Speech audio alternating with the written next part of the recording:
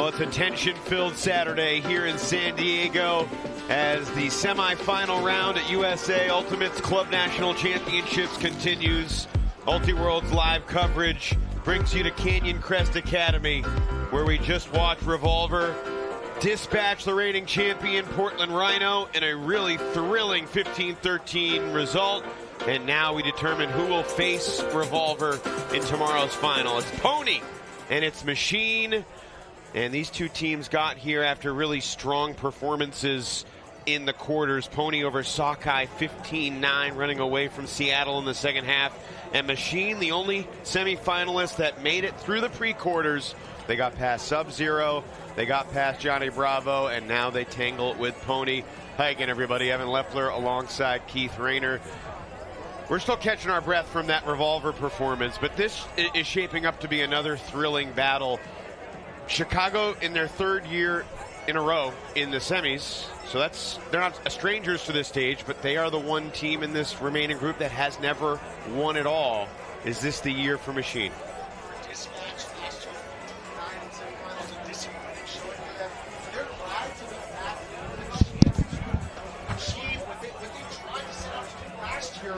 They're back and ready to attack. Well, that's an awkward moment of live television, but we're going to fight through it as we get ready for PoNY and Machine. Let's show you some of the highlights from the quarterfinals earlier today when, or the quarterfinals were yesterday, I should say. Dante Murray has been the machine for Machine. He has no turnovers in the tournament on the official stats.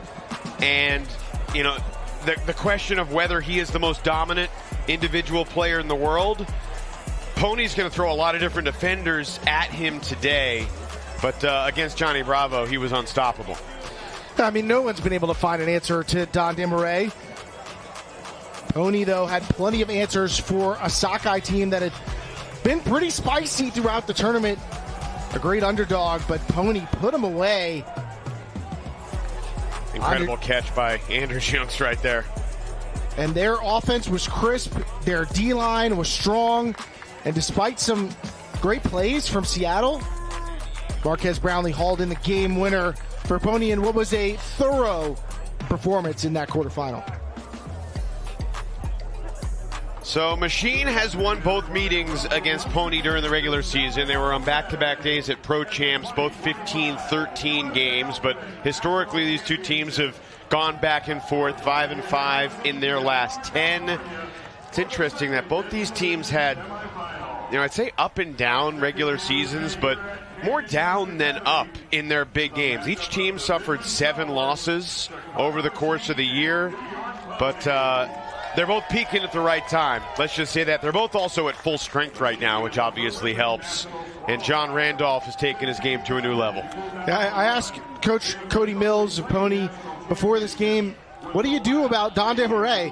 And he had 2 words, John Randolph. That was the answer. They're expecting this guy to take down what has been the most effective player in the men's division at the club championships, and with good reason. I mean, this has been a season to remember for John Randolph, where he has asserted himself as essentially as the front man of this star-studded cast from PoNY. He leads the D-line. He's the first guy to cross over to play O with them. He quarterbacks the defense after the turn. He's like Dante Murray, a workhorse player on the field. Dante Murray, 24 years old, from Leuven, Belgium, playing with Machine for the second consecutive season. His breakout performance on the international stage came with the Mooncatchers in Cincinnati at the World Ultimate Club Championships in 2022. What impresses you most about Don and all of his gifts? The number one thing to me, honestly, is that he just never seems to slow down. He's playing as well on the last point of the game as he is on the first, on the 5th possession as he is on the first. He just never runs out of steam, and because he can do a little bit of everything, he can throw, he can cut, he can run, he can defend, that applicability allows Machine to tap into a deep well, a reservoir of Dande Murray. And being able to put your best player on the field over and over and over again, that helps you build a real advantage. And this D-line for Machine really benefits from having an offensive star of Dande Murray's caliber crossing over when they need him. And it's really become normal to have international players jump into USA Ultimate semis and nationals. What a block there. Denayan Grovic in the end zone. You know, Machine has had success with some international additions. We've seen Walt Janssen. We've seen Connor McHale. This year they have not just Don, but Sofiane Bontemps from Belgium, Sam McGuckin from Australia. Of course, Lada Madas, the handler from Australia, was such a big part of PoNY's title team when they won it all over Revolver 7 years ago. If PoNY can win here today, they'll find Revolver awaiting them again in the final, with kind of the roles reversed a little bit from 7 years ago. It's going to be fascinating on a gorgeous Saturday here in Southern California. The weather always seems to come through here in SoCal. And that's one of the reasons why this has become the de facto home of nationals for the 7th consecutive year. These are two of the cast of 4 returning teams to semifinals in the men's division, but these are the two I think that were left most with a sour taste in their mouth after last year. You know, Revolver in some ways felt like they were overachieving, reaching semifinals last year. These are much more experienced teams that had championship dreams last year, and they were dashed at the hands of Rhino. This year, Rhino's gone. Opportunity is open. And both of these teams feel like if we can make it to that title game, we can take this home. And after last year, they're both looking for redemption.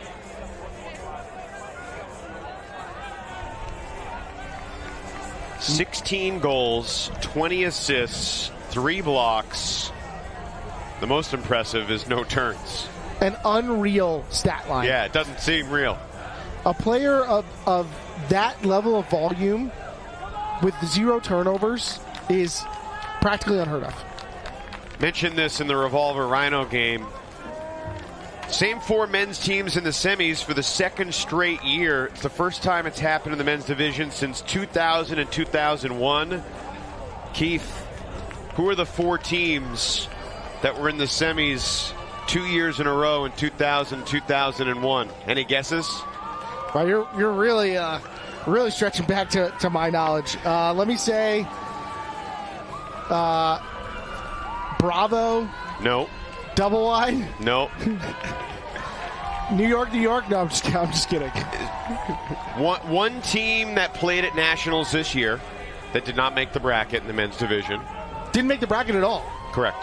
SoCal Condors. Oh, okay. The other 3, Furious George, Jam, and Dog, Death or Glory from Boston.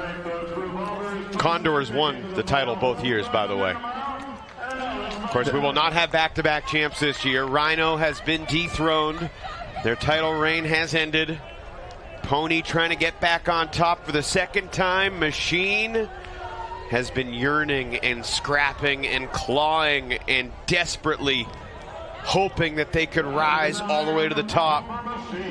Here we go. Dande Murray out there on defense to start, and off we go.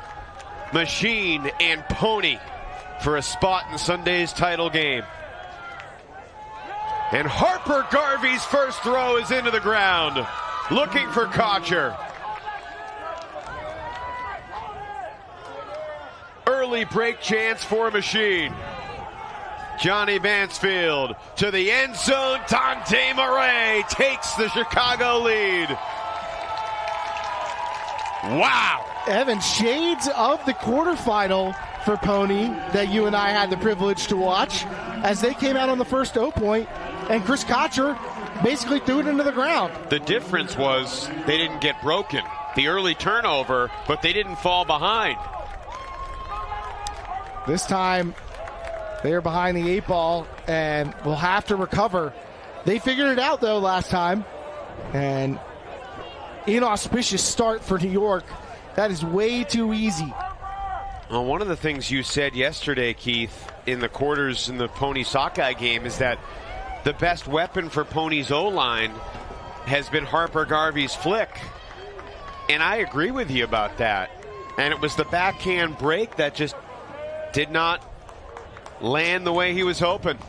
There's Calvin Brown, suffered a torn ACL early in the season.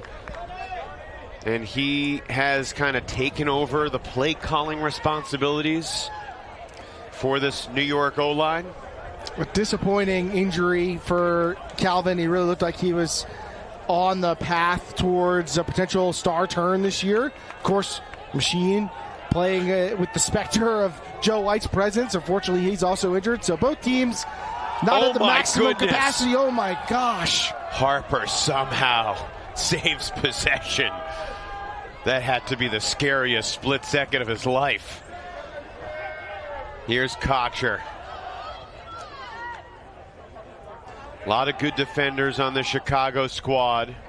Jeff Gow, pesky handler defender. And trying to slow it down. Of course, it's Sam Little and Kocher getting the touches right now. If they need somebody to settle things down, it's these two guys. Here's Marquez Brownlee. And incredibly, William Wettengel is there on the mark. It was late in their quarterfinal. Wettengel got hurt near the sideline.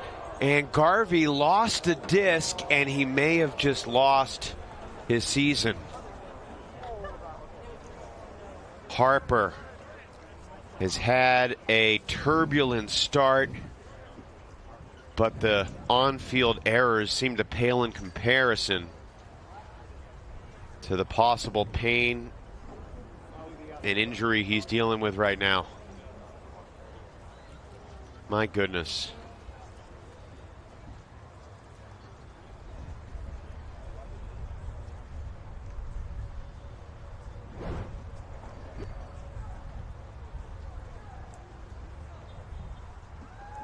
Definitely was in, but he landed so awkwardly, and immediately he knew something was wrong.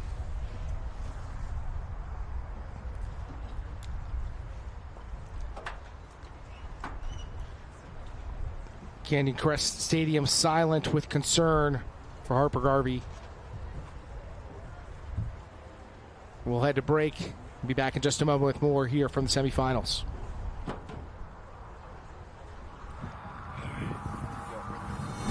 Come here, come a little closer. Don't be afraid, no, I don't wanna hurt you. A little more, come in, let me just show you. Don't know, can't talk, let me just show you. Don't be obsessive, it could be intensive, it could be explosive, it could be offensive. Don't be defensive, don't be aggressive, it will be a race course, it could be expensive. Don't be obsessive, it could be intensive, it could be explosive, it could be offensive. Don't be defensive, don't be...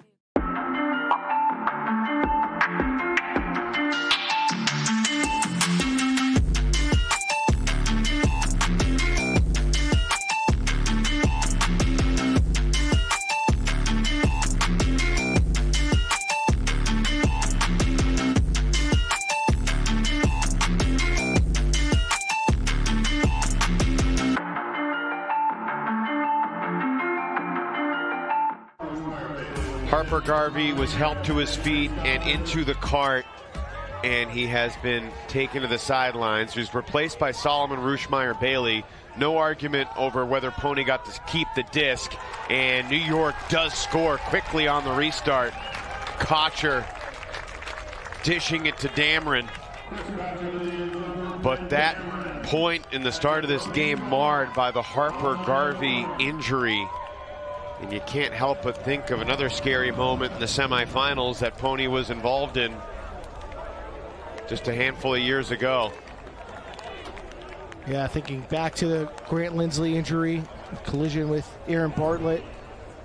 Stopped play for 15, 20 minutes as Grant was looked after, and it's great that Lindsley's made a recovery. We hope Garvey does too, but you can see the team is a bit shaken up. And some of the guys who were on that PoNY team at that time, Chris Kocher looks pretty emotional right now. And both his own teammates and folks from Machine have gone to console him. And I hope that this PoNY team doesn't get taken too much off the mark, because they were very focused coming into this game, and being able to refocus after something like this is a real challenge. Cody Mills, the coach of this PoNY squad, along with Ethan Pollock. Scott Heyman pulls. Isaac Kaplan sprinting down to deny the dump reset to Arters. Arters low throw, and that's into the ground looking for North. Kaplan quickly picks up, working with Randolph. Can PoNY quickly break back? High stall reset. Randolph and Desmarais. Heyman sneaks it through. Randolph over the top. He's got his man. Vinay Valsaraj registers PoNY's first break. It's 2-1. Am I seeing double, Evan? Both offenses open their games with the same look. Forehand turf into the ground and then give up the goal for the break. And Paul Arters, of all people, is probably the person I would say is the Harper Garvey of machine. No doubt. Unbelievable start to the semifinal. Down on the sideline, absorbing this chaotic start, the third member of our broadcast crew, Katie Killebrew. Hey, Katie. Chaotic start, turbulent is certainly what it feels like down here on the sideline. The wind is very strong, and it's in a crosswind direction, something that these players really haven't faced yet this tournament, and certainly different in the stadium. Harper Garvey is still being assessed. We'll keep you updated, but the cleats are still on, so fingers crossed for him. Back to you guys. Yes, indeed. Thank you, Katie. You know, my thought when it felt like Harper might be done for the day is how does this affect PoNY's offense? And obviously we're concerned about his health, but there's also a trip to the finals at stake. Rushmeyer-Bailey came in for him. Part of me is wondering, Keith, Jimmy Mickle only played in 2 points in PoNY's quarterfinal win. Both were kind of when the result was almost decided. I wonder if they pull the Jimmy lever and he gets a chance to orchestrate the offense one more time on a stage like this, coming from a backup role. McGuckin to the sideline for Nate Goff. Randolph still on Desmarais downfield. This is Arters, had the one early mistake, but he's an artist with his throws, finds Bontemps. Bontemps shoots it. McGuckin has steps on Davis, and Bontemps drops the dime. 2-all. Don Desmarais has been a good decoy for your attention, diverting you away from international superstar pickup number 2, Chris McGuckin, who has been just finding the end zone time after time and has instantly been inserted into a massive role on this offense. Sam McGuckin, excuse me. Ben Yacht crossing over to the D-line with the pull. Rolls past the defense, but that doesn't stop Machine as McGuckin, who's often being given space to operate in isolation, working in tandem with Nate Goff. And adding more size and speed to this line has made them that much more effective, especially when they're attacking the deep space.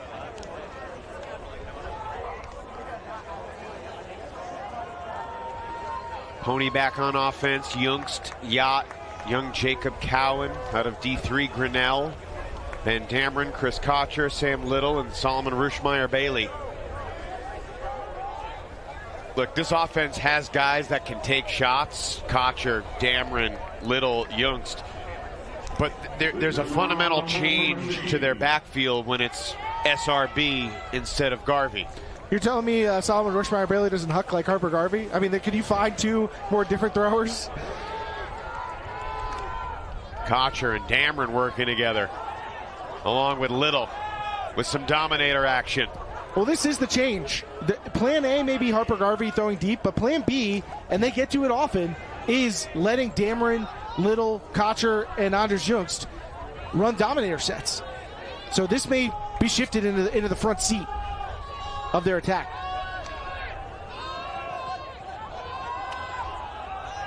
Little back to Dameron.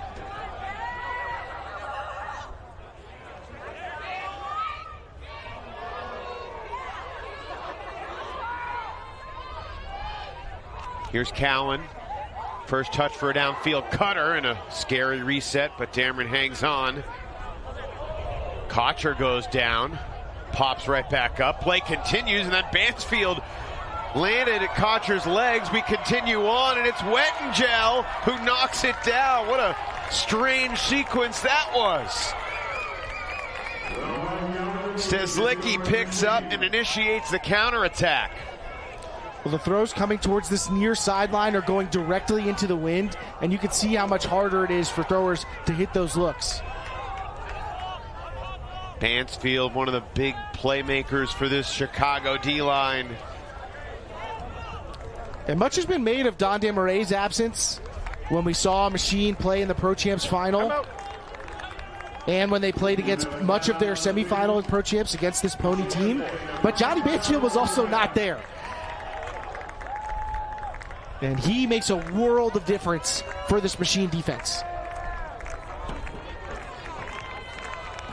Timeout taken by Chicago. There have really been two Machines this year, Keith. The one when Don has played, and the one when Don has been either playing for Mooncatchers or banged up and not on the field.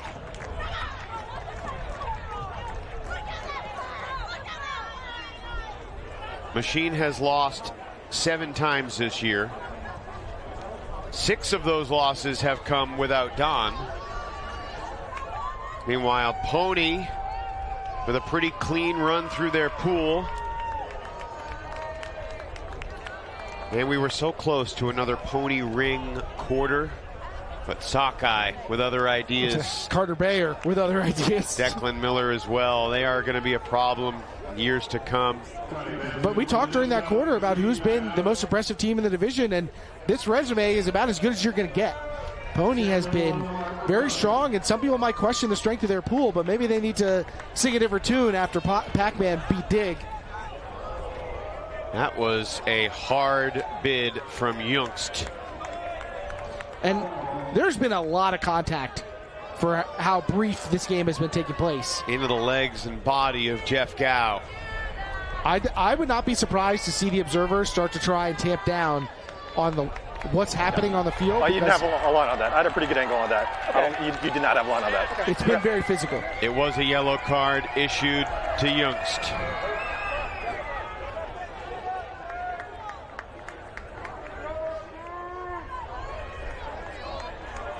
Bansfield, forced backhand by Little. Over the second poaching defender, and Bansfield making things happen.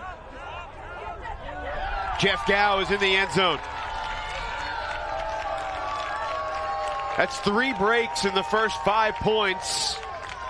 There's number 2 for Chicago Machine. And I think you could describe this early portion of the game as chaotic, Evan. And if there's one player, but with everybody across these 2 rosters, who I think wants it to be chaos, it's got to be Johnny Bansfield. He is the agent of chaos on the D-line, and you saw his fingerprints on this point. It was his contact with Kocher that preceded Kocher throwing the turnover. There you see the 2 running into each other. That's after a switch in which Bansfield had switched on to Kocher with an aggressive move. Not an illegal one, just an aggressive one. And then he pilots the D-line. And that was really, to me, the missing piece in a lot of ways for this team earlier in the season. The D-line offense struggled to get things going without Desmarais around to help out and without Bansfield to act as the quarterback. Machine trying to earn another chance to take down Revolver. It was a wild, weird pool play game. Machine was kind of lethargic defensively, putting up no resistance. They were down 11-7, but then things changed quickly. Adam Reese had a drop.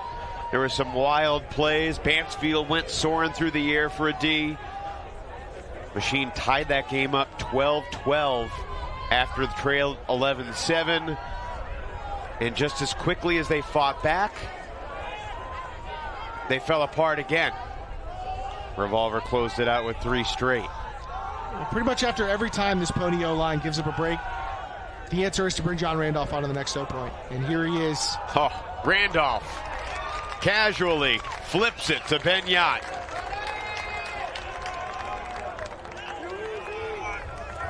That's the script.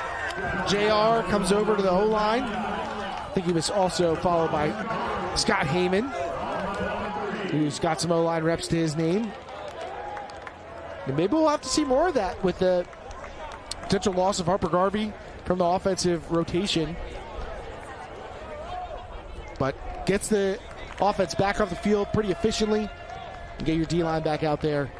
See if you can get coax some more mistakes out of this Machine offense.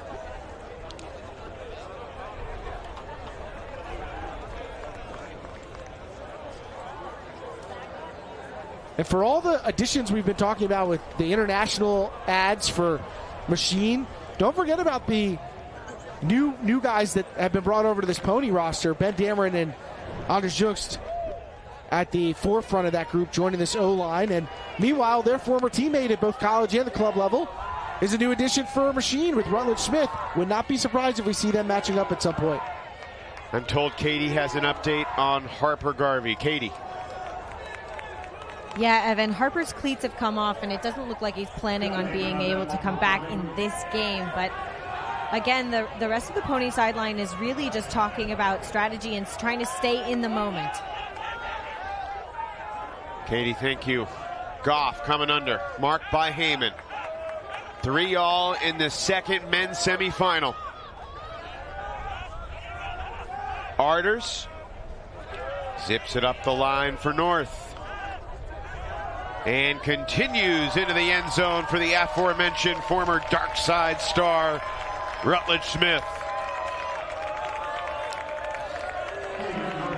I mean, if you follow any of my Ultimate content, if you listen to Deep Look or you read what I write on Ultiworld.com, you know I'm nuts for Ruts. So I'm happy to sing the praises of one Rutledge Smith. But I do think he has been another overlooked addition to this team, overshadowed by the international ads, but he has been entrusted to do a lot, especially during the season when Don Desmarais wasn't around. He kind of basically was backup Don Desmarais. He crossed over to the D-line a lot. He was put in a really prominent offensive role. He handles, he cuts, he does a little bit of everything for Machine's O-line, and as he has done throughout his Ultimate career, he really greases the wheels for them.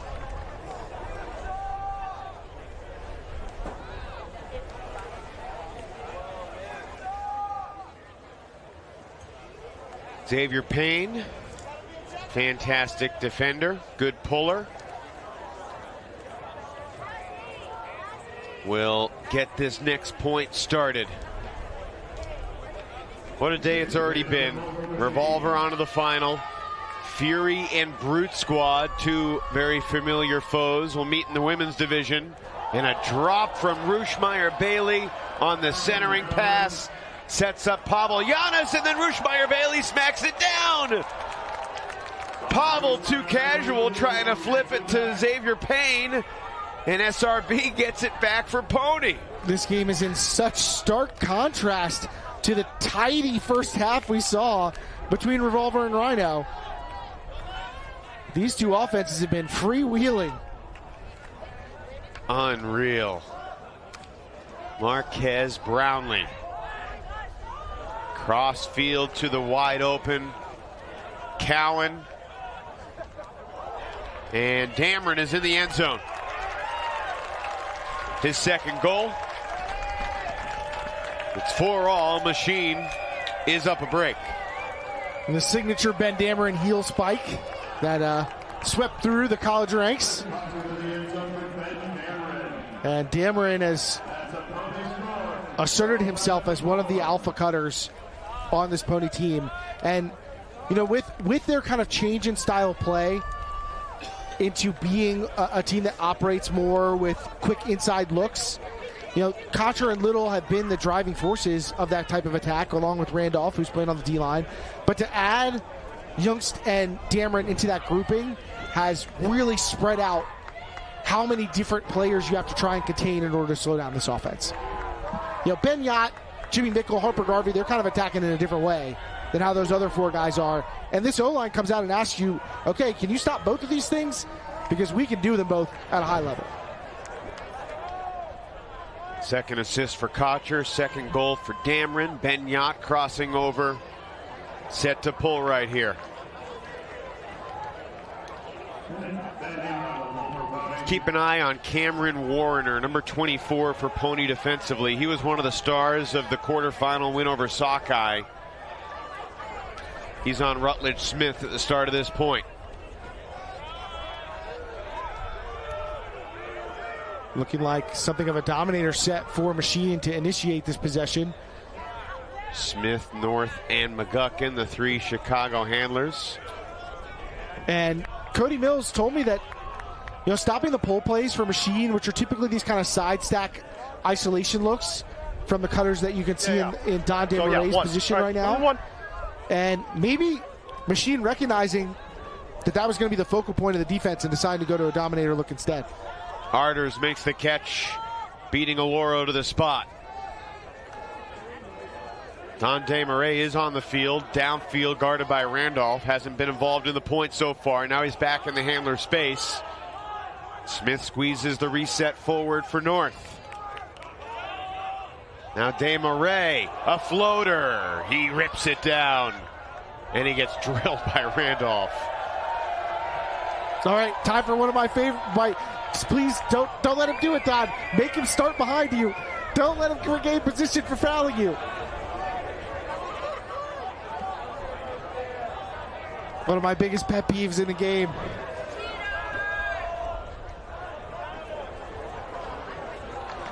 He started kind of diagonally to the side of him. He was not directly behind him on the restart, alas. Speaking of directly behind, there goes the reset. Here's Smith. Yacht poaches in the lane, so the reset goes to North. Yeah, it does seem like PoNY is willing to concede some horizontal movement in order to gum up things in the middle of the field. Both of these teams like to do that. They like to sag off of this vert stack handler in order to get into the throwing lane. Maybe make some of the hucks a little more difficult. You good here? Yeah, we're good. Okay. What's the resolution? It didn't affect it all. Okay, so we're saying it didn't affect the play. It's whatever we reach.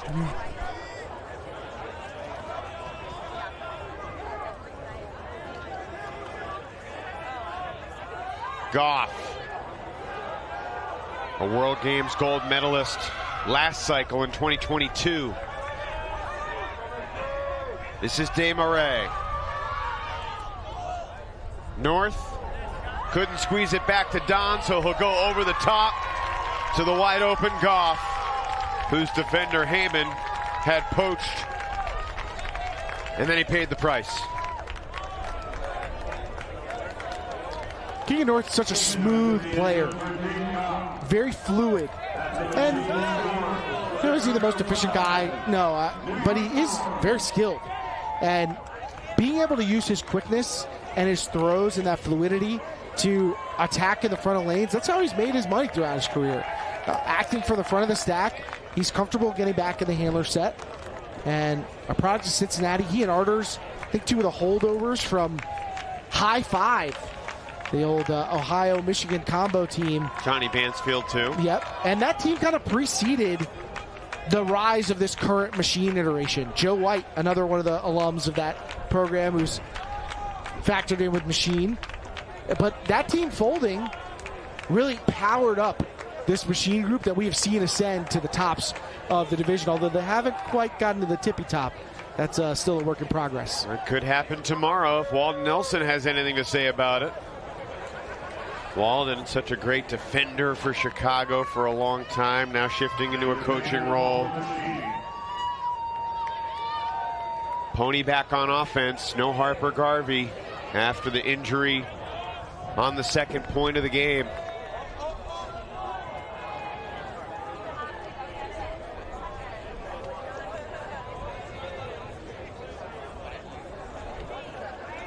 with the disc rolling out the back. PoNY's getting a new disc, not the one that was pulled.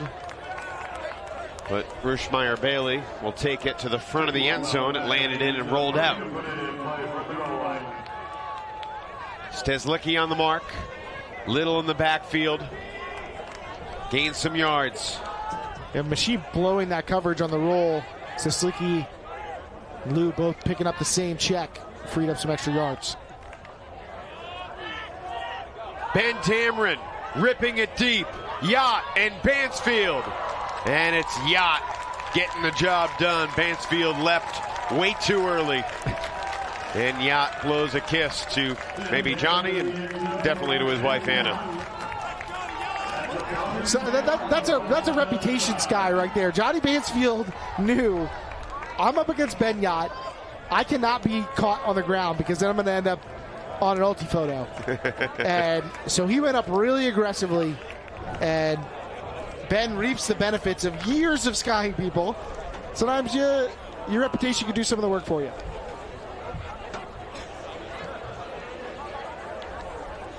And that's the product also of a switch. That was not the original matchup for Yacht. Originally you had Will Wengel, who I think you'd much rather be in that jump ball situation.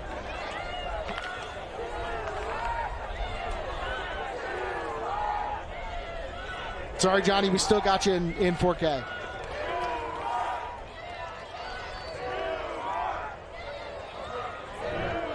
I've been really impressed with Ben Yacht this year. I was kind of waiting for him to slow down a little bit to look his age. You know, he's a taller guy. Sometimes taller guys, once they lose their top speed, you know, are struggle to find that same effectiveness. But at age 33, Yacht is still really, really valuable. That's a difficult throw for Goff, and it never came back in. I said this previously when we had Nate Goff on one of our broadcasts, but I think that's the one hole in his game. He is not necessarily a great decision maker about when to take the deep shot. That was a really difficult look. It is very uncommon that you should pump fake twice and still throw the same throw. Unless you're vintage Jimmy Mickle or Brody Smith, you probably need to holster it. Alati zips it through. Steven Stein back for Shank. Heyman just shy of the goal line. PoNY looking for a second break to get this game back on serve. And there it is. Joshua Steven Stein in the end zone for the pride of New York. I think PoNY's pretty familiar with this Chicago defense in the red zone, and they know that if they can keep the disc moving horizontally and keep slicing cutters across the middle, eventually the seas are going to part. They open up the curtain, so to speak, that Machine tries to pull over the front of the line of the end zone. And just keep track of how many times PoNY's going to score up the middle. I think that's 2 times, maybe 3 in the red zone thus far.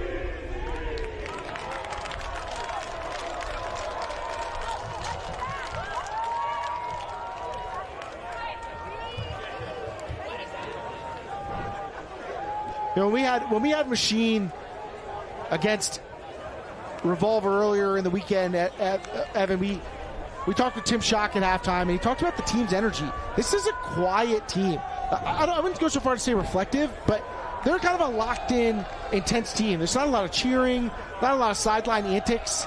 You know, I think that a lot of teams are doing the kind of goofy, loose stuff. We had a Revolver prior to this game. They're goofing off in warm-ups. That is not who this Machine team is. We've seen previous iterations of Machine be that. This team has a very different character, and I wonder how that's going to play in this loud semifinal environment. But don't mistake them for their quietness, their seriousness for a lack of confidence. Nate Goff is still on the field after the error. Arders to initiate. Desmarais picked up by Randolph. PoNY really trying to cut off the lanes for these isolation sets that Machine likes to initiate their possessions with. Kyle Rutledge, I believe it's his first touch, not his first point, but his first touch. Lefties for Goff. What do we got? I think Antoine Davis accusing Keegan North of a push-off.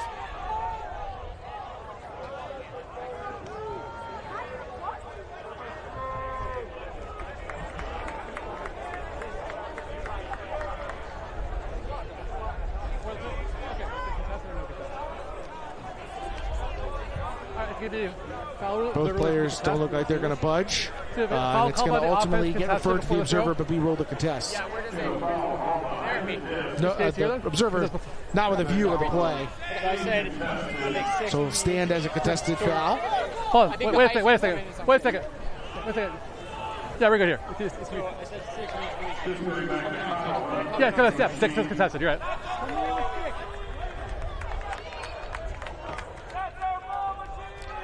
You can see the defenders at the front of the stack fronting Arders and Goff, trying to deny them access to the reset space. They'll let LeBar try and cover up that flat side of the field, and Davis try and push back the reset in the negative space. Machine going backwards right now. Reverse direction downfield, it's Bontemps. Marked by Warner. McGuckin. And again, North and Davis tangled up. The conversation continues. Maybe they just like talking to each other. Just getting to know each other. Something tells me that's not it. I had the timing wrong. Yeah. Foul contest. Do we have the time? Either way, it's going to be 0 over there. All right, I'll watch you guys. Okay. Yeah. Keegan North trying kind of a swim move to get open, and they got tangled. Antoine doesn't do anything reckless there. The player's still struggling with this throw from that far sideline up towards this near sideline, those offline swings. Arders has had enough of this dinking and dunking, and he gets it to Goff, and Nate was in. He's got the goal. He dished to McGuckin because he wasn't sure. And there was an iteration of USA Ultimate Rules where the goal would be McGuckin's, but now it's Goff's goal, and it's 6-6.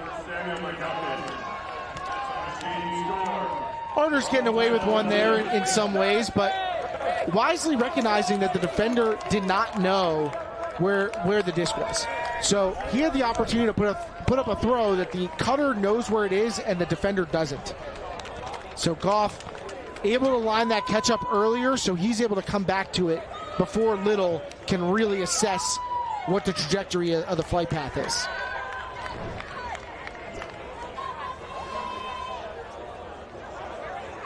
Marquez Brownlee, a guy who's played a lot of defense in his career, but now mostly playing O.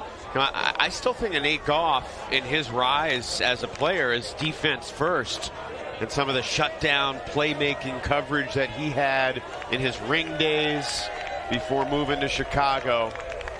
I wonder if we might see Nate Goff impact the game defensively at some point. Typically he does get some crossover reps, and obviously he's one of their key defenders after the turn, but his role with this Machine team for the past couple of years has been mostly offensive. Heck of an effort on the pull receive. I think Durs missed it, so Kocher able to knock it down. Yunks makes the leaping grab. Here's Yacht in the middle of the field. Continues for Kocher.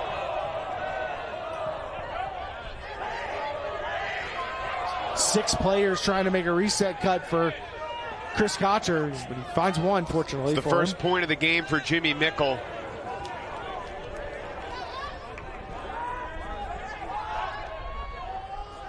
Two-time club champion Mickle, Bravo, and PoNY.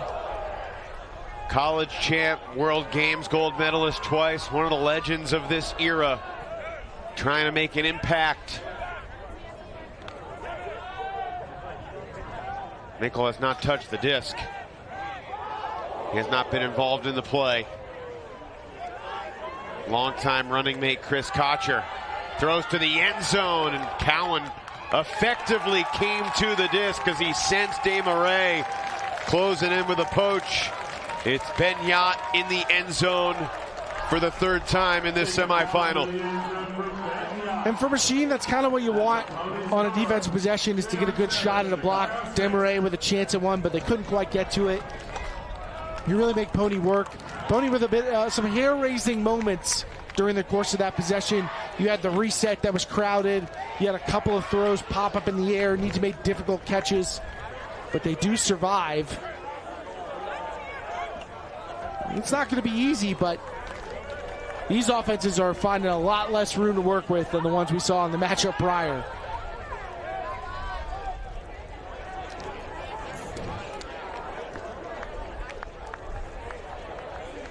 Different look to the PoNY O-line that point, with obviously Marquez out and obviously Harper out, but Jacob Cowan on the field, 24-year-old out of Grinnell College. Cowan was a captain for the U24 mixed team that won gold and also won the first place in the Spirit Award, for what that's worth. Timeout taken here by PoNY at 7-6, trying to stack a line to break and take half.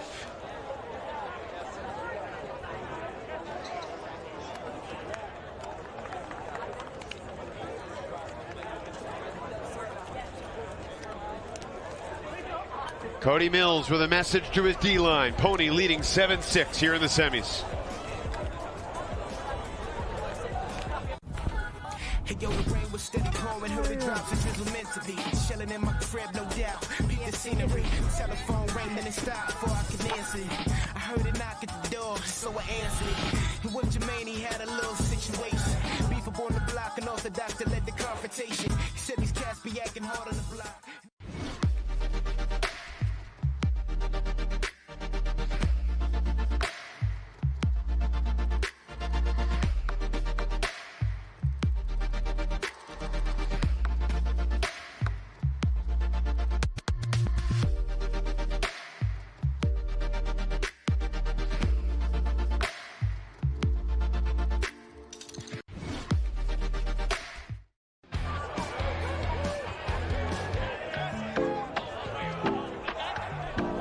Play has resumed. Chicago Machine on offense, trailing by 1. McGuckin can't get it, too much on that throw. Kocher picks up, fires to Valsaraj.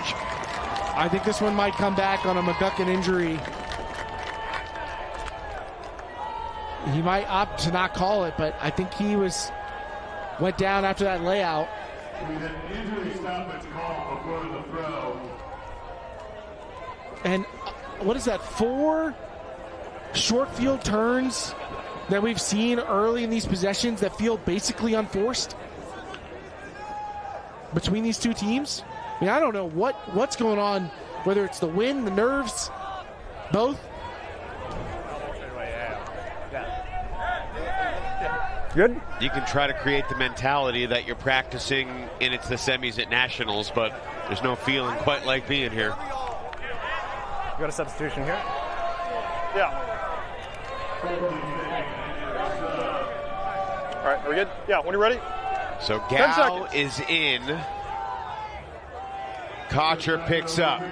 Still work to be done for PoNY. Little. Did he get in? Yes. Observer ruled him in.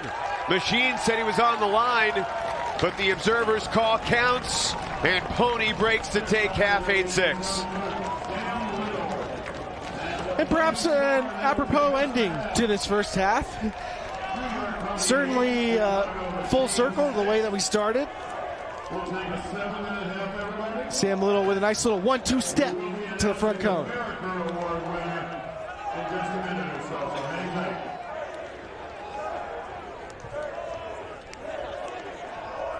So PoNY loses their center handler on the second point after they got broken on the first point. But they only turn it over one time after that.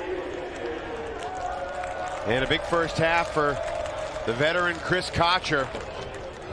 with 3 assists. Let's go down to Katie Killebrew standing by with Cody Mills. Cody, you called that timeout. What was your messaging to the team right there? We were just out of time.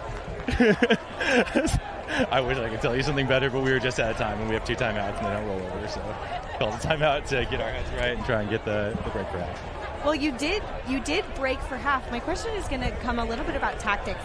I saw some of your players on the sideline talking about the bounciness of the wind in this crosswind. How much of your defense is predicated on the wind right now? Well, we're doing very little of what we did on tape before this game, so I would say a significant amount has become predicated on the wind. Yeah, like over 50%. You've gotten a lot of short field turns. Is that part of your defensive plan? I mean, we'll take them. I think we want to apply pressure from the first throw, and there's like a balance of that in the wind, but we definitely don't want to give front foot momentum to a team that's very good at pressing their advantage once they have it. It's interesting being on this sideline because I feel like most of the times when I'm on a men's game sideline, it's very raucous, there's chirpiness, and this is maybe the most silent business sideline I've ever been a part of. Do you think that feeds into your advantage or Machine's advantage? That's interesting. I'm typically like unconscious and yelling during most points, so I have no sense of volume in normal games. I think any level of buy-in, whether it's audible or not, is good for us. And if audible is what we're doing today, that's great. And if we're being quiet and intense, I think our intensity is reflected on the field. Well, we're going to let you get back to your team and focus on this second half. Best of luck to you. Thank you. Thank you. All right, Katie, Cody, thanks very much. PoNY breaks to take half. 3 breaks for PoNY, 2 for Machine here in the second men's semifinal.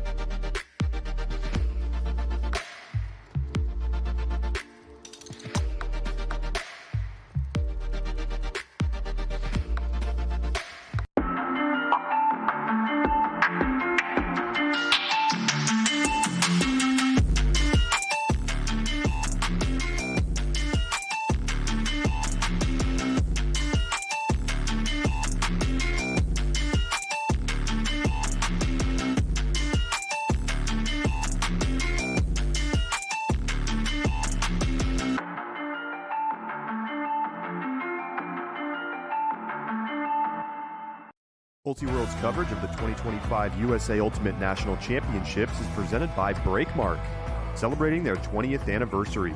Visit them at breakmark.com. The 2025 USA Ultimate National Championships are presented by Discraft, home of the UltraStar, the official disc of USA Ultimate. Your place for all your ultimate and disc golf needs. Visit discraft.com. We make flying discs fun. The breeze, as it usually does here in Southern California, picks up a little bit more as the day goes on. It was a chaotic first half for sure. PoNY leading 8-6. Let's toss it down to Katie with a Machine perspective. Katie. Dan, you guys are from the Windy City. This is a really windy game. How is it feeling out for you in this semifinal? So far, it's exactly what we expected, right? These are 2 of the Final 4 teams, or now 3 that made it to semis. A lot of talented throwers. We expect to be poised and stronger in the wind. Again, nothing new to us. We know we can battle through it. I've noticed that given the semifinals atmosphere, which sometimes get a little bit raucous, this has been a pretty even keel, neutral sideline. Do you think that that's playing to your advantage, or are you looking to get them a little bit more hype for this second half? I think we can thrive with whatever. If we get some support, if we get a little bit of hate, whatever it may be, I think we can work through it. We feed off of whatever energy, but mostly from within to begin with. You've given up a couple of short field turnovers. Are there any tactical changes that are going to come in the second half to try to get you a little bit more on the same page for that offensive line? I don't think there's anything. I mean, we just have to dial it in a little bit. We're close. We're right there. I mean, where there's been similar turnovers both ways, these short field turns. We know that we can make these throws, and we will in the second half. All right, well, we'll see what happens. Best of luck to you getting back to the team, and back to you all as we get back in action. All right, Katie, thank you. Fascinating half in a lot of ways. Some weird, some unexpected and unorthodox. Yeah, usually we would go out of the halftime with the highlights, but this might be more of a mixed lights because that first half felt a little bit more about who wanted to lose it less. I'm curious if we'll see these teams assert themselves and start to get back to playing their style of game and push each other in a way that they didn't really in the first half. Keith, obviously there's a limitation to goals and assists and what they mean, but what do you think of Don DeMaray's first half? And has he impacted this game as much as you expected, or do you give John Randolph and PoNY credit for maybe taking Machine a little bit out of their plan A? I'll give credit to Randolph and PoNY for making it harder for Don DeMaray, but I'll also say that the fact that they have thrown it away on the first 3 or 4 passes multiple times, it's going to limit your ability to get your dynamic star going downfield. Just limited opportunities for DeMaray. We also haven't seen him make a big defensive play yet. Something tells me he's still got something for this second half, but I think part of that is credit to PoNY's defense, and part of that is demerit for the Chicago offense.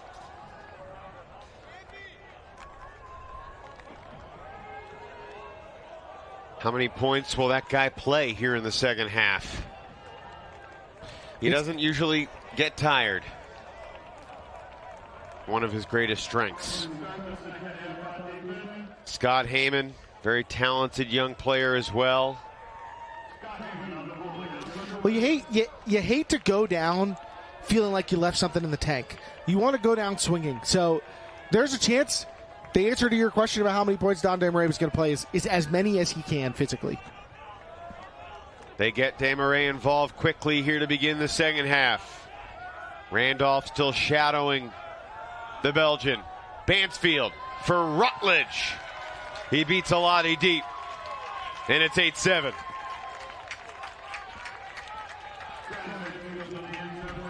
Well, Bansfield pops over to the O-line, maybe needing a little help, and maybe that's the salve they need to help smooth things out.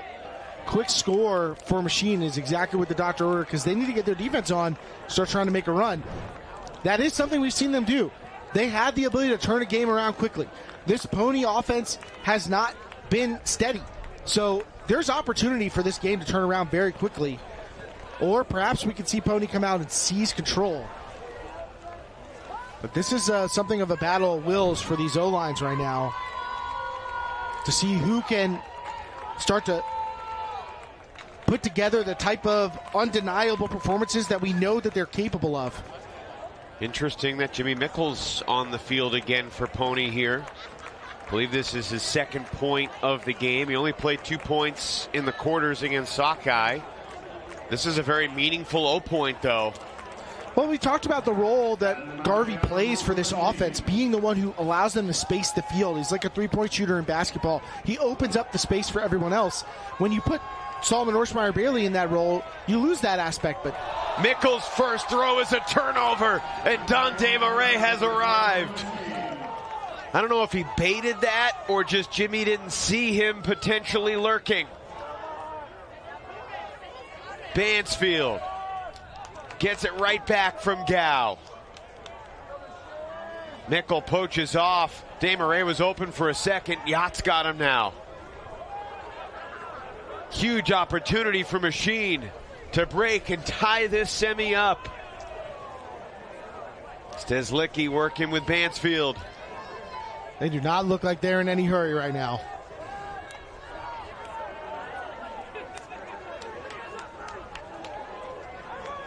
Taking the free resets. Yacht with a poach. DeMaray can't come up with it. It was a really difficult catch, but one everybody expected Don to make. And that's one of the first short field opportunities we haven't seen one of these teams capitalize on. But got to commend PoNY's O-line for standing up to the pressure, making Machine throw a lot of passes until they couldn't hit one. Here's Anders Jungst. Zips it downfield, and how about that block? The bidding play from Adam Stoutberg. Second chance for Machine to break and tie the score. And it's Jake Steslicki in the end zone.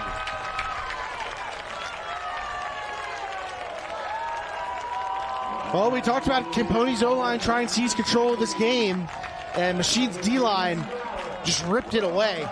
Back-to-back layout blocks on the attacking half of the field. And then Bansfield with the around break, and he continues to be the standout, I'd say, for this Chicago team right now. That's his 4th assist, including each of the last 2 to start the second half. And I don't think he has any blocks to his name, but his defensive presence has been felt. Speaking of blocks to your name, DDM lays out twice, second time less successful, and then it's Adam Stoutberg coming through with the second block. This time, Steslicki and Bansfield able to wrap that up nice and tight. I mean, I don't know what was more stunning there, to see Jimmy's first throw get blocked so emphatically, or to see the guy that made that block, a guy in the conversation to be the greatest player today, Dande Murray, not make the catch for the initial break opportunity.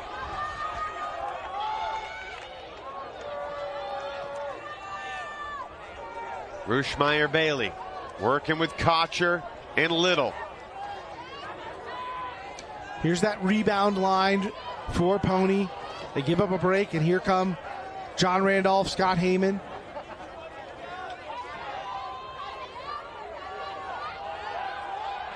Kocher with a stall count rising. He's going to send Little hanging up there. Wettengel is the biggest in pursuit of that floater. And that was a game plan defense. Excellent job by Jeff Gow defending Little, forcing him out where the help coverage is, and Wettengel does his job on the back end, the rim protector, to go back to our basketball analogies. There he is to clean it up on the back line. Wettengel just turned 21 in September, but he's huge and athletic and confident, and now he's going deep. It's an underthrown Huck, but he catches it at midfield. He made a great adjustment. Kocher just wondering how he didn't get that block, and Wengel's free deep again. Pavel Giannis working with Dante Murray. Rutledge Smith.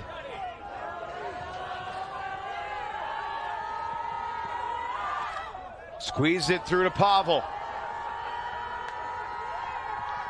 Machine with 3 straight goals to start the second half. Wettengel's got bookends. And Chicago's got the lead. And it's so difficult as a mark in that situation to try and cover up so much space. But that wide angle to the far side of the field, if there's no help there, it's got to go back to the mark's responsibility. PoNY's downfield defenders did a good job covering up that open side, taking away the shallow lane. That was really the only part of the field that Machine had access to. Take another look, though, at the help block from Wettengel, clean as a whistle. Comes up with the big catch on the other side, and then wraps it up with a goal. We got a William Wettengel point. And it was unclear, you know, there was a thought at the end of the quarterfinals yesterday that his season might be done. It was possible that he had really suffered a serious injury, but obviously he's okay. And it's pretty incredible. I guess they say young guys heal fast. Well, and these are not unforced errors. In the first half, these offenses were being loose with the disc. They were giving it away. That's not what's happening in the second half. Machine's D-line is taking it. Back-to-back layout blocks, followed by a help block in the deep space. Pony's O-line has to figure it out fast. Giannis picks up the assist. There's a little symmetry with Giannis and Mikkel. They were both #1 center handlers for their teams for a long time. Obviously, they were college teammates at the University of Colorado. Pavel was one of the anchors of the Chicago O-line for many years. His role has changed, but he has eagerly accepted that role. I think he has said he will happily clean the porta potties if that's the role that's assigned to him to help his team win. Yeah, that sounds like something Pavel would say.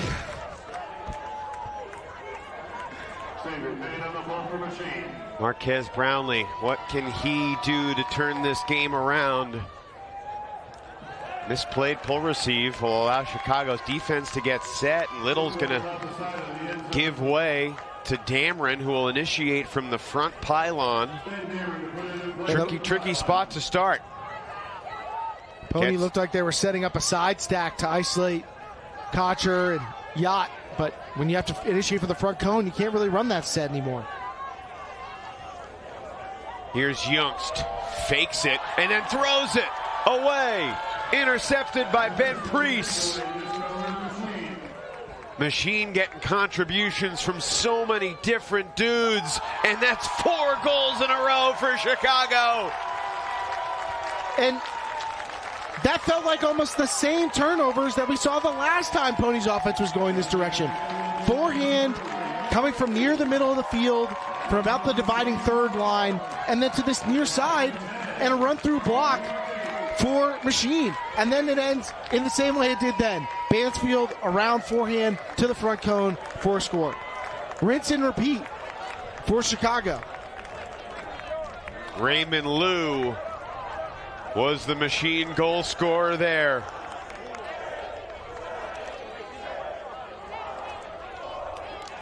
Three consecutive breaks, and New York looks a little lost. Chicago's defense has taken this game over.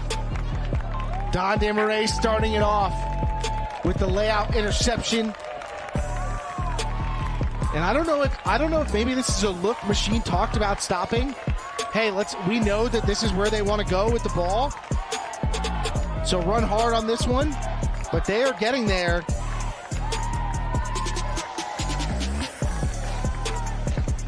And here, Young's that throw was too late. That window was not open. And a pair of turnovers for Anders Youngst. And he's just a part of a Pony O-line that is wilting against the pressure from Machine. Right now, New York just needs one hold to get their defense back on the field. So you go to the old standbys like Yacht and Randolph and Kocher. Here's Dameron. And there's Heyman. It's some veteran experience from Kocher there, who might have been tempted to try and send that forehand into the end zone. But he had the replay running in his head. Hey, last time I put this up, the help defender came over. I hung it too long. So this time he keeps it low, shoves it into the breadbasket of the target. And yeah, he doesn't get the score. It takes a couple more throws, but they maintain possession. Smart play from Chris Kocher.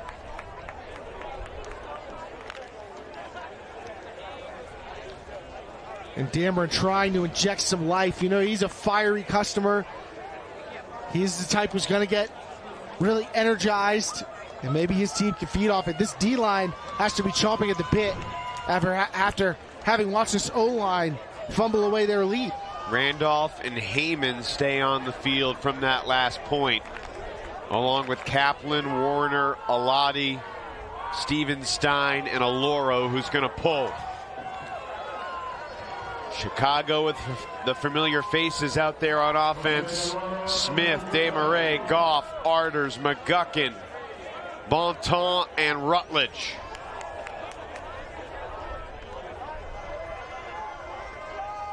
Both halves, Keith, have started with a bunch of breaks.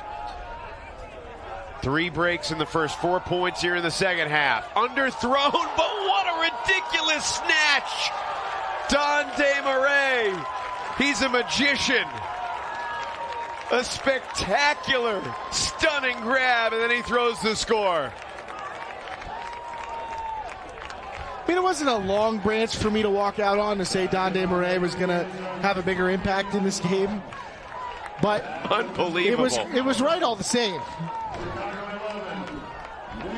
When you've been doing what this guy has been doing across the globe over the past 2 years, I'll be honest, from the replay angle, it doesn't look as impressive. From our angle, when he was kind of moving away from us and seemingly went around the target and like go-go gadget arms to snatch it away. Chicago has been winless when Desmarais has been inactive against Club Nationals teams. But with Don, a very different story.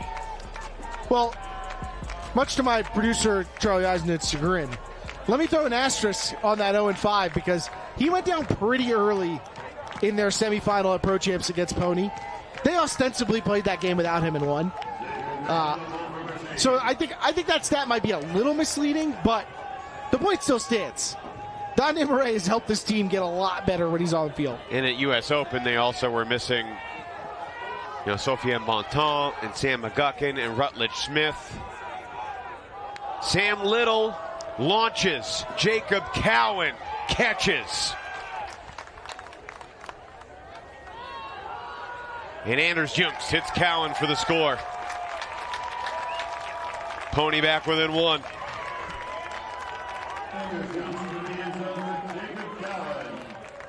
PoNY's offense off the schneid, so to speak, after 4 turnovers in this half.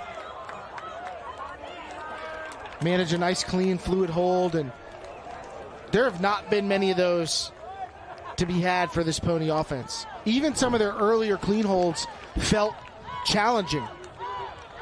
Easy scores have been hard to come by for them, and you think back to what we saw from them in the final when they were dismantled by Rhino last season. Kim Warner told us that left a sour taste in the mouth, and you can imagine that it was a day where it felt like nothing would go their way. And in some ways, parts of this game have felt the same.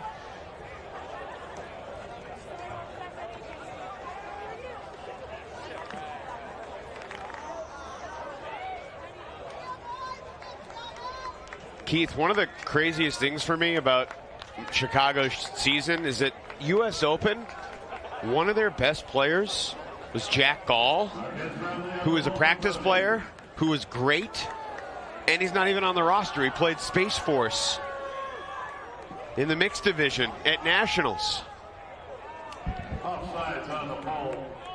I mean, they were, along with the international guys that they've been missing, they played some time without Tim Schock, without Johnny Bansfield. I mean, there have been other missing pieces.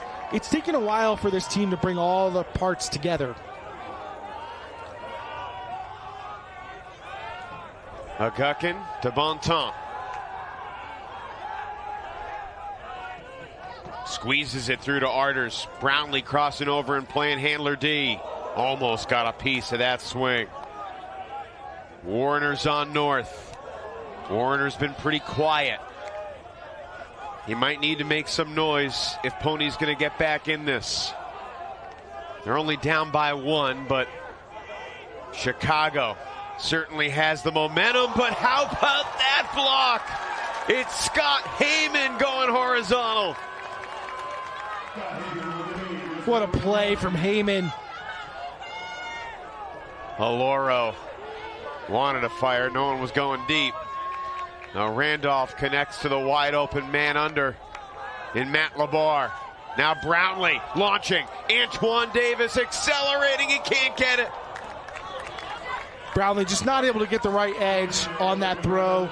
Coach Cody Mills frustrated on the sideline that was the look that the team opted for, knowing that these opportunities to break back into this game and put the pressure back on Machine are precious.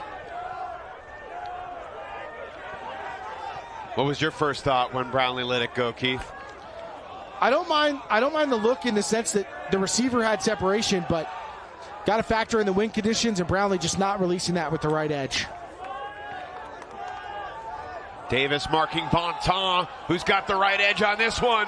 Don Desmarais accelerates, but he's not in. The stall is counting right now. And Don's like, what stall? Rutledge Smith running with the play. Precious missed opportunity for New York. Well, you think those guys haven't played together? You think they haven't done that before? Bontemps knew exactly the right range to hit for Desmarais. Got him right at the edge of his stride. Nothing Randolph could do about that. A beautiful throw from Sofiane Bontemps.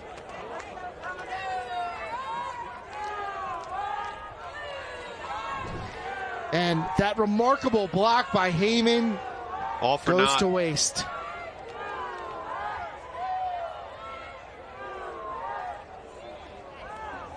Brownlee just blading that one back into the turf. But the edge on this throw from Bontemps is perfect. Uncontested grab for Rutledge Smith to make it 12-10.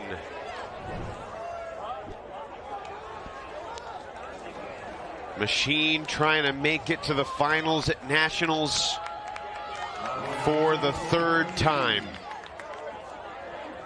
They lost to Sockeye in 2019. They fell short against Truck Stop in 2023. This is one of Machine's different defensive looks.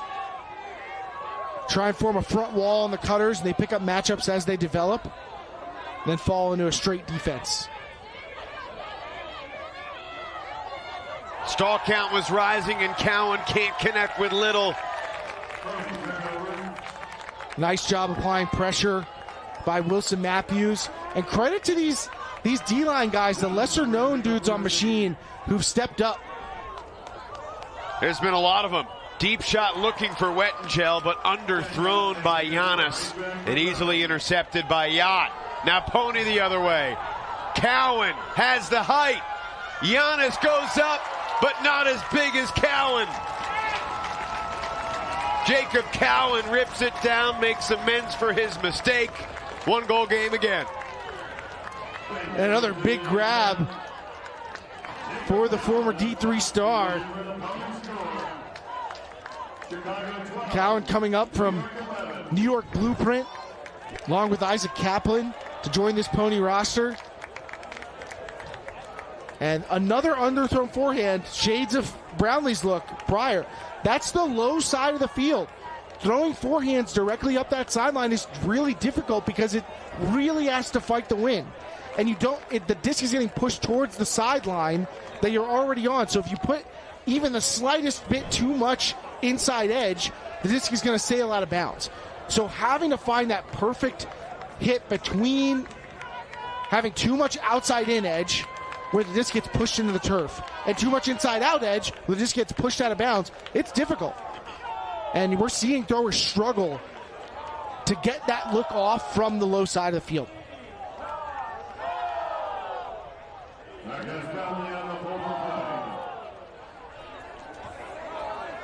Machine was up 8-6 at half. They scored 4 straight to begin the second half.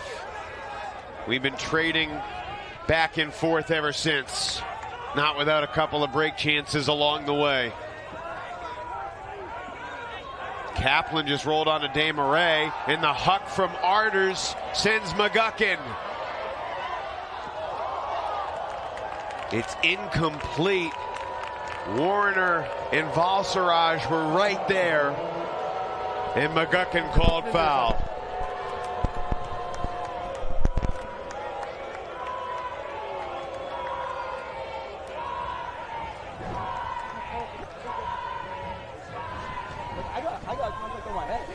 Arter's trying to throw from that low sideline, but doing so back towards the middle.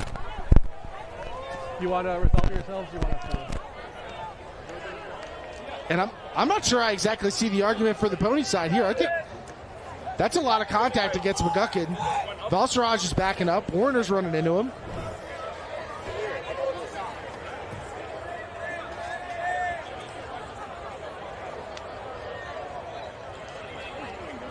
We do have an observer here in the booth. It is the one and only Mitch Dengler.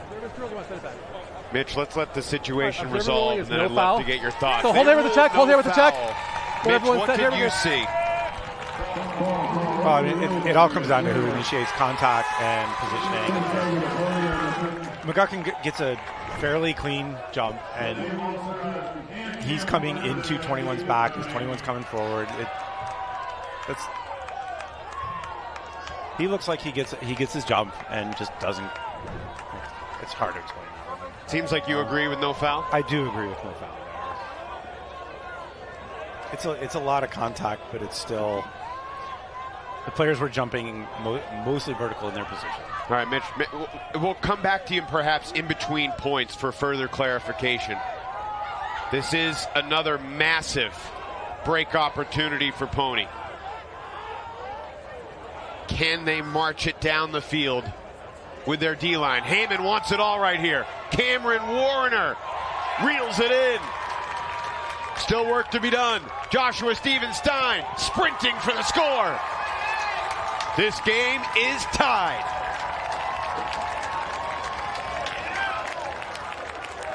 I hope you like D-lines because it's been a D-line party here at this game, pretty much from start to finish.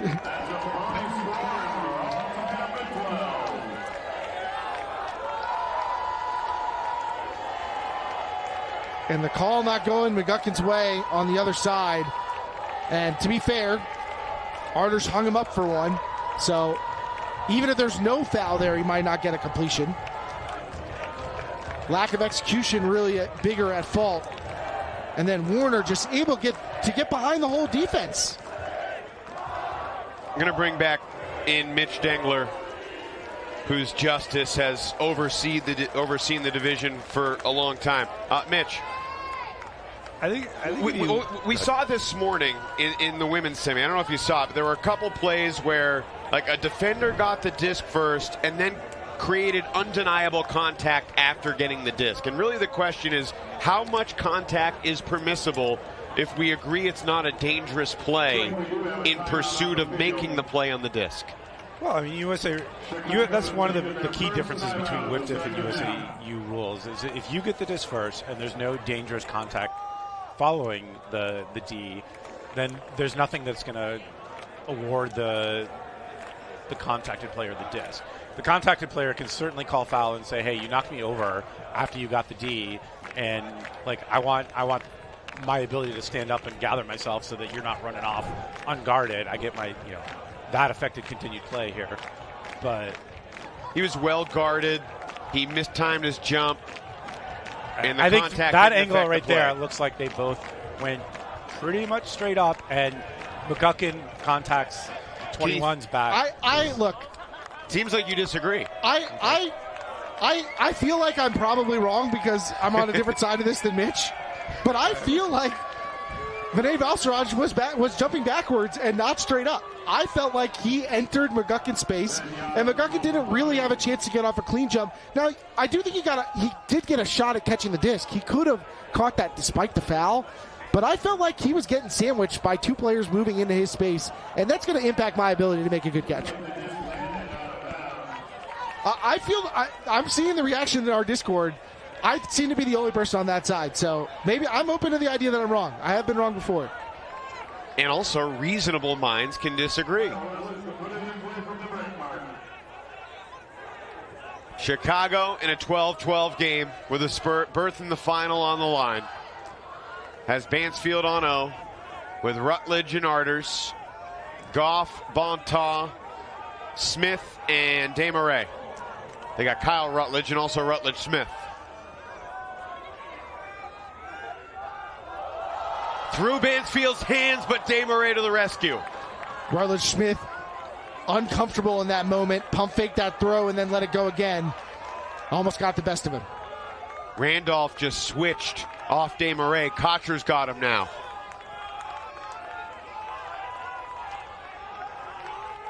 Arders was looking for it. Here's Bansfield, still shy of midfield. Bontemps going. Bansfield fires. Heyman with a ridiculous play.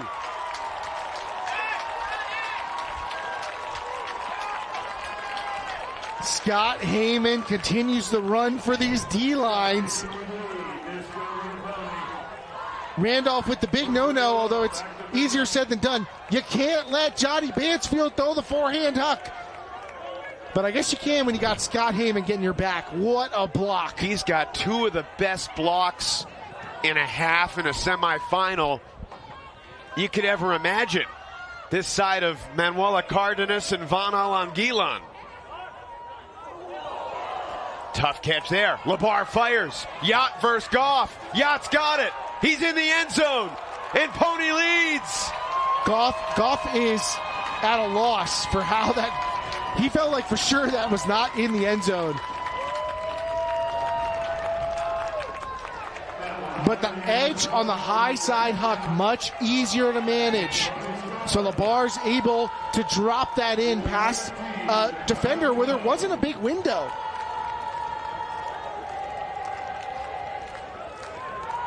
And the breaks continue to come. In this second half, offenses have 5 goals, and the defenses, the offense have 6 goals. The offenses have 6 goals. The defenses have 5 goals. I mean, this has been a half for the D-lines to dominate. Well, it was a 4-0 run for Chicago at the start, but now 3 straight for PoNY. And what a shot. Let's see, was Yacht in? I mean, he landed in, but did he have the disc before he took those extra steps? I don't know if we can slow it down one more time. Goff thought he was short. We need to roll this one back a little bit. I think clearly not in based on that angle.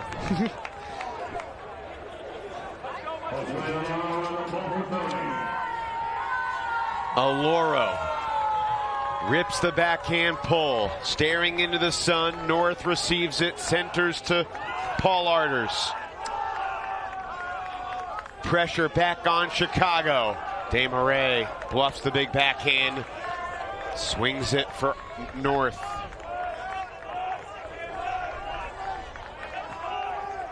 It's like PoNY's D-line all just got an extra juice of adrenaline. They are flying around. We have not seen Tim Schock on the field very much in this game. He's out there now as the deep shot goes. Desmarais gets it done. And it's 13-all. Well, Desmarais got to feel like he just took the weight vest off, because he forced a switch earlier in that possession and got rid of John Randolph. And are you surprised that after he found a different defender to pick on, he said, hey, send me deep. Nobody else out here is going to take this away from me. All due respect to Shankalati, but a different weight on that vest, as you said.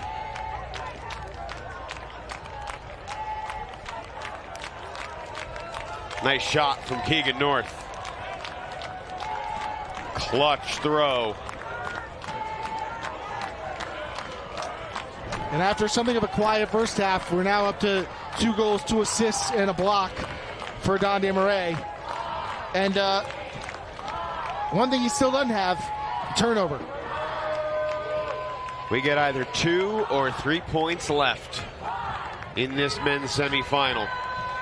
And if Don Desmarais goes to the sideline at any point down the stretch, I would be flabbergasted. He's not leaving the field.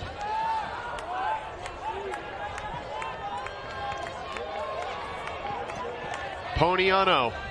Rushmeyer Bailey to Brownlee. Yacht's going deep. Wettengel's chasing. And Wettengel gets the block, but Yacht calls a foul.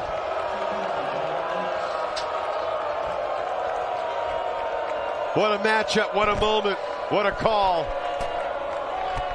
And a huge, huge decision about to be made.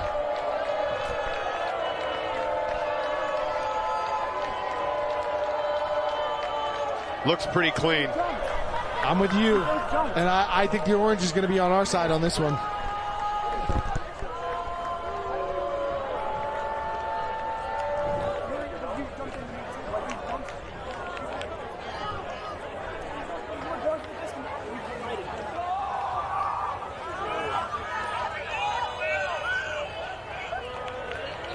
It's a huge, huge call for orange to make. This is why they get paid the big bucks. I mean, there's certainly contact. The observer says no foul. Injury call. Got an injury. To the dismay of Yacht. He's looking for an explanation.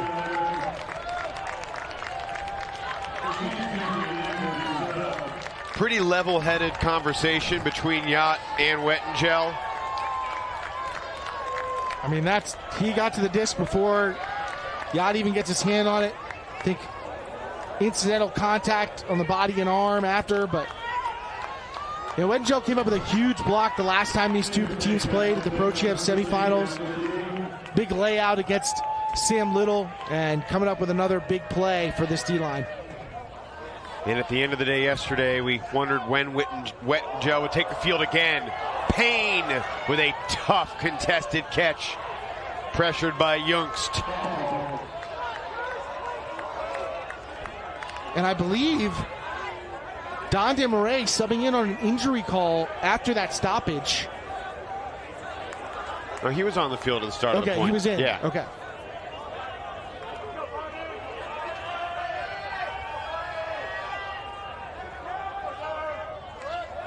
Nearly a block for Heyman.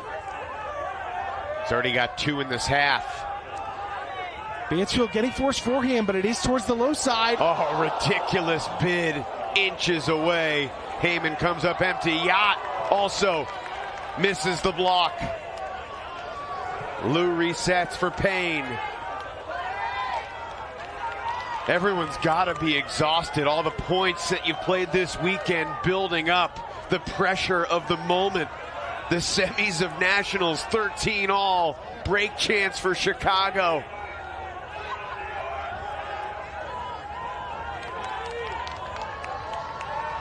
These high offline throws are the best options these stores can come up with, but they can float. Nice swing from DeMarais to Mansfield. And it seems like this D-line is basically just waiting for Don or Johnny Mansfield to do something. Another big swing. Payne in his own end zone. DeMarais going deep, and Mansfield's got it. Brownlee poaching defensively. And it's off Don's fingertips. He got the right jump, but he could not bring it in. And there was just no other creation happening for this team. Nobody was generating an advantage. An obvious read for Brownlee to pick up. Oh, Young's just lost it on the goal line, and then a quick counter, and that's a machine break. Unbelievable. Lou and Stezlicki were just right there playing defense, and all of a sudden they had a short 2-foot pass for a go-ahead goal to make it 14-13.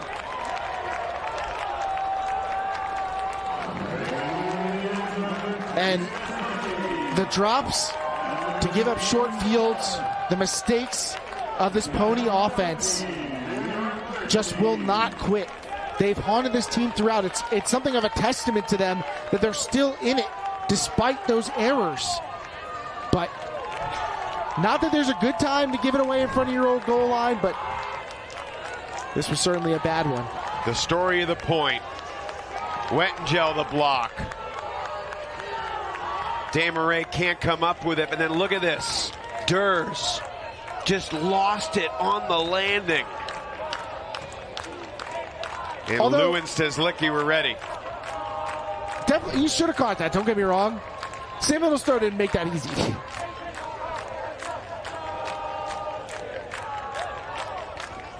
the 7th lead change of the game. That deserves an "are you kidding me?" PoNY takes a timeout. Machine 1 point away from getting back to the finals for the 3rd time. Ian, this game opened with chaos, right? We had the extended stoppage, unfortunate, but just a comedy of errors for both sides. There's nobody who should feel very secure in what the outcome is going to be right now. In most Ultimate games, you'd be like, all right, team's got 2 chances to hold. They've got a bunch of stars on the team. Like, feel pretty good about their chances. I think in this type of game, in the madness that has transpired, Anders Youngst understandably shaken on the bench. Heyman alongside him. Xavier Payne's going to pull. Smith, Priest, Steslicki, Goff, Gow, and Wettengel on there for Chicago's D-line.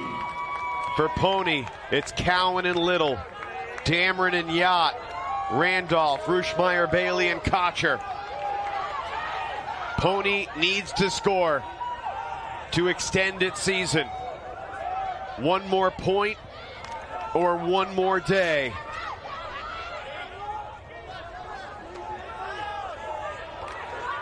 Here's Dameron. Squeezes it through Rushmeyer, Bailey. Randolph to Little.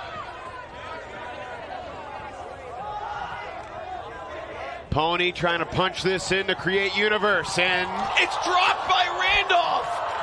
What is going on?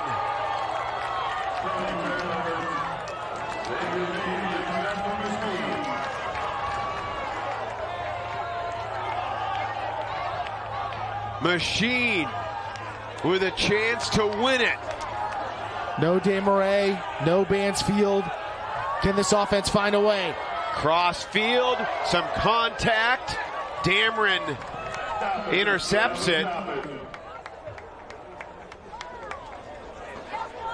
Takes the Slicky, taking the contact from Dameron. Haven't seen a signal for a call yet. Slicky's still collecting himself.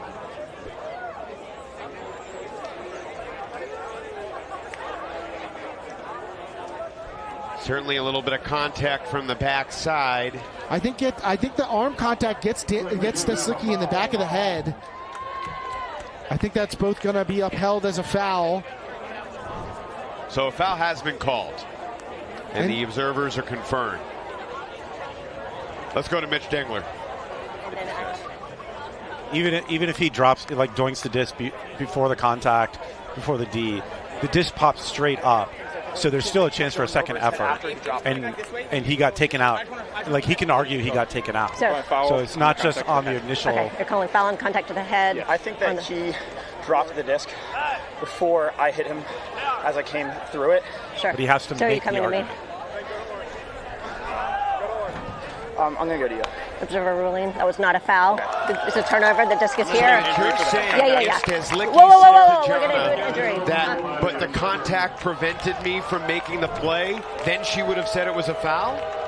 If he would have said, I missed the disc on the initial attempt, and then he knocks me over, this disc lands a couple feet from me, I can just, if I land on my feet, I have a chance to play that disc. But he has to make that argument. Why is it the responsibility on the player to make the argument when he just got drilled in the back of the head? It's the system we have in terms of it's a player-controlled sport. It's not active refs. We uphold or overrule the calls that are made. High stall. Randolph gets the reset. Keith, it feels like we're on the precipice of universe. I mean, my heart's in my throat. I can't imagine how these players feel. And that look is the one Machine's done a great job taking away, but they can't stop it on that possession. 14-all. John Randolph in the end zone. And he's got one more point to play today.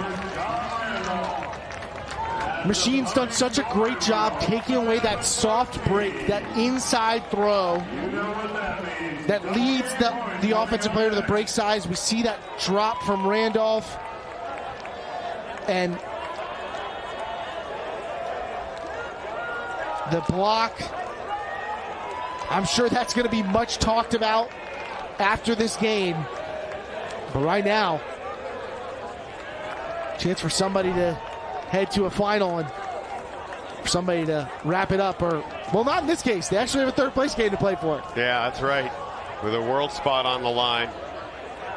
And I have been told it's highly unlikely that the United States will receive additional bids beyond the 3 to the World Ultimate Club Championship. So that matters. One more point on that last sequence. I understand the conversant nature of calls and explanations of what players feel happen to them is super valuable. But I also think it's either a foul or it's not a foul in the player making the argument. I mean, this is not a litigation. This is a determination about what happened. So that's my perspective on that last sequence. But it's not the observer's job to state what happened. The players state what happened, and the observers then either agree with that or say that's not what we saw. But the observers watch what happened. Anyway, it's universe point with a spot in the finals at stake. And there's the Chicago line. Rutledge Smith, Sam McGuckin, Johnny Bansfield, Nate Goff, Paul Arders, Don Desmarais, and Kyle Rutledge. PoNY counters defensively with Marquez Brownlee, Scott Heyman, Ben Dameron, Vinay Valsaraj gets the nod with Cameron Warner, John Randolph, and you better believe Chris Kocher is on the field for this moment. Universe point.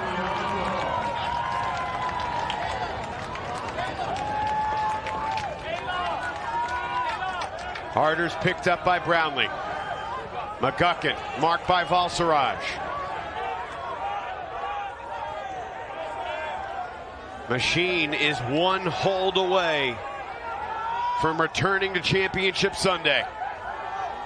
PoNY forcing backhand now, trying to get these big flick throwers, Bansfield and Arders, away from their number one throw.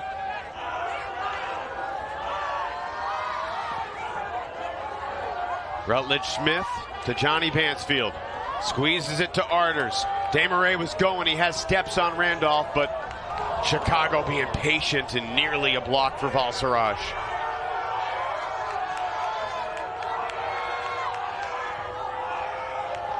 Bump on the mark by Brownlee. Going to be an uncontested foul, I think. Also a foul downfield. And now I think the defense has switched to just forcing forehand towards that far sideline. There was a foul call? What was happening down there? I don't think there was any call over here. Yeah? That's my bad. That did call foul. Was it? Okay. So 0. Okay, we're stalling one.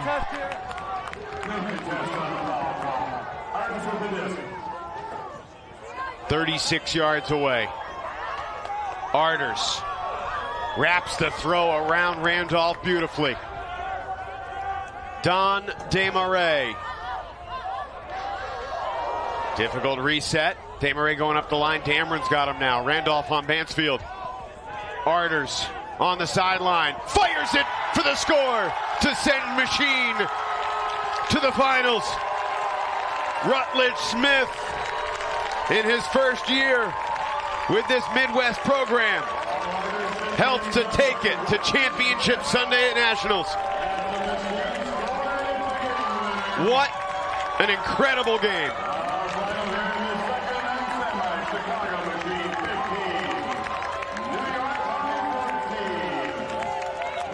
This Machine team, I know that, I'm sure that they have regrets about about how this game went.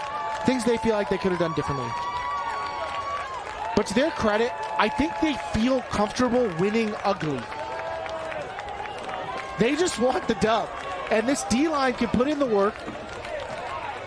And to be able to surmount the challenges that they faced in this game speaks a lot to the grittiness of this Machine unit.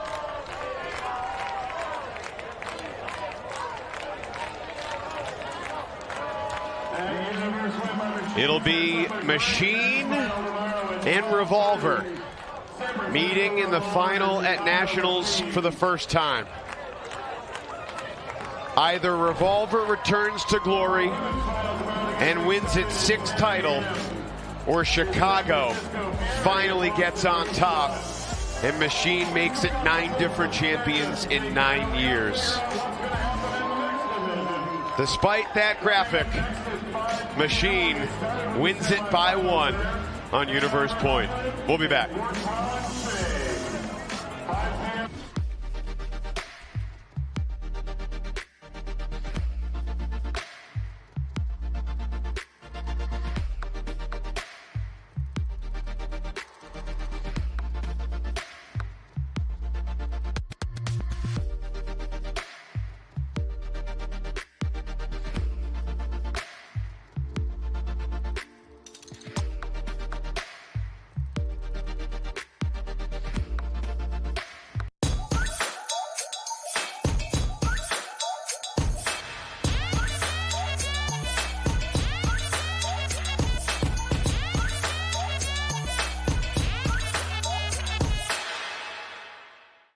Ultiworld's coverage of the 2025 USA Ultimate National Championships is presented by Breakmark, celebrating their 20th anniversary. Visit them at breakmark.com. The 2025 USA Ultimate National Championships are presented by Discraft, home of the Ultrastar, the official disc of USA Ultimate. Your place for all your ultimate and disc golf needs. Visit discraft.com. We make flying discs fun.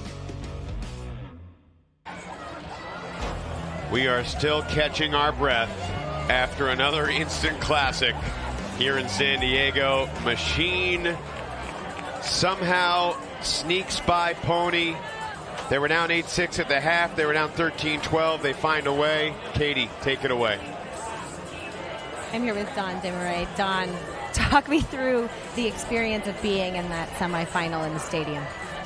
For me, it's my first full game for a semifinal. Last year at 2 yellows, and I couldn't be there the first half, and now I could play the full game. So that was very nice. I think we were struggling that first half with this wind. We hadn't played in this kind of wind yet, and now, but then second half we had the momentum back, and we fought hard, really hard. In the first half, I noticed there wasn't a ton of energy from the sideline, kind of cool, calm, collected. And then in the second half, did something change? Because all of a sudden, the sideline came to life a little bit. Yeah, it was up and down. Like the coach said, this is not our energy machine. This is not what we used to. And we were like, oh shit, we haven't had this kind of pressure on us yet. But then we took it as something that we have to. It's a privilege to be here, and we have to try to give our best, and that's what we did. You've had a bit of a marquee year, but what is this experience of being at Nationals like this year? Is it any different after the huge impact you had in the UFA and everything else? Or this is the one tournament I've been working for 1 year, since last year. This is the most competitive tournament in the world with the best players in the world. So for me, it's a privilege to be here, to compete against all these teams, and to do this with my friend Sofiane from Belgium as well is cool, and I love to do it. Well, we were talking the time change. Is there anyone else who maybe stayed up past midnight to watch you play today that you wanted to give a shout out to? Probably the guys from Mooncatchers. Maybe my mom, sisters were there side as well. The guys from my home club Jet Set Leuven. Thank you for staying up. It's late, probably go to sleep now because you guys got work to do tomorrow. Thank you so much. We'll let you go back and celebrate with your team and look forward to seeing you tomorrow in the final. Thank you very much. Bye-bye. Back. He's a really impressive 24-year-old person and player. Plenty of incredible highlights in this game, Keith, but our Discraft play of the game, this catch right here. He said, he came over here and he said, this is the tournament with the best players in the world. I'm lucky to be here. Bro, they're lucky to play with you right now. You are. He certainly has shown he belongs in the conversation as one of the best. And, I mean, to do what he did against the type of defense he was facing, I mean, John Randolph gave him just about everything he could handle. And you don't see a lot of players walk out of that one-on-one feeling like they got the better. Keith, it feels like a couple weeks ago, but it was just 48 or so hours ago that you and I called Revolver Machine in the finale of their pool play. A 15-12 win for Revolver, a strange game in a variety of ways.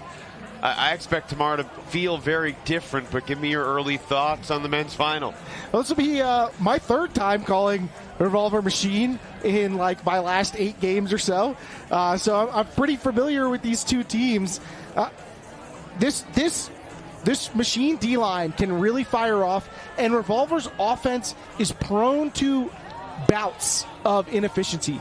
Most of the game, it'll look like ballet out there. But if Machine's D-line is ready when those moments strike, if they can get Revolver to extend that rut just 1 or 2 more points, they can take it away. But I think it's behooves this Machine team to shift the dynamic of the game, because otherwise Revolver is going to control it. Machine's definitely an underdog. They are the only team coming from pre-quarters. They've never won a title before. Revolver has been the top seed all year. They're going for the Triple Crown, winners of U.S. Open, Pro Champs, and Nationals. But hopefully tomorrow's men's final has a similar vibe and intensity and down to the finish drama that we saw today. 2 incredible games to start this quadruple header at Canyon Crest Academy. The mixed semis are still to come. Ian Toner will take the mic for Hybrid Shame in about a half hour, and then Dragon Thrust and Exist in prime time later tonight. PoNY falls just narrowly, infinitesimally short once again. And it's Chicago Machine on Universe Point advancing to Sunday's championship game. For Keith Rader, Katie Killebrew, and our entire phenomenal Ultiworld production team, I'm Evan Lepler. Machine and Revolver tomorrow for a men's championship here at Nationals. See you then.